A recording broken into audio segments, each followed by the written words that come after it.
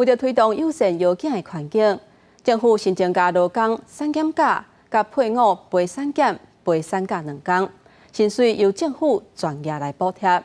因为今年已经有10万人申请，预算不够，为求劳动部就甲就业保险基金，搁借贷3562万来应用。这个消息一日出来，嘛引起大家讨论。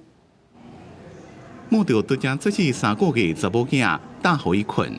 政府为着要杀友善药理，即马有劳工的产检假，加配偶的陪产检加陪产假2天，鼓励大家生囡仔。劳动部伫2021年向就业保险基金借2亿来执行，继当年性病法修正通过，由公务有偿支出这2天的薪水。民众认为这项政策加减有帮助。产检假跟陪产假就是会让我在工作的当下压力比较小，就是请假的部分。我如果有一些担心小 baby 的状况，其实他可以跟我一起来，就是共同聆听医生的一些建议。其实当有一些政府提供的法案让其实是劳工本身就被这样的法案去保障的话，那我觉得是好的。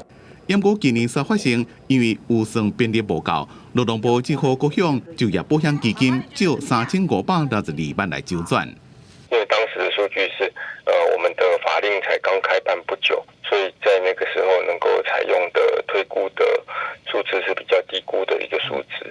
政府大概在推动一个政策的时候，是不是做好了前置的这些的，就是影响的一些评估啦，背景的数据来做推估？我觉得这件事情应该是要回归到政府这边再去做思考的。劳动部是讲，是因为预算编列的时间较早，资料无够推估，强调估计今年全年可能会有23000人申请，所以来会利用这个数据编列相关预算。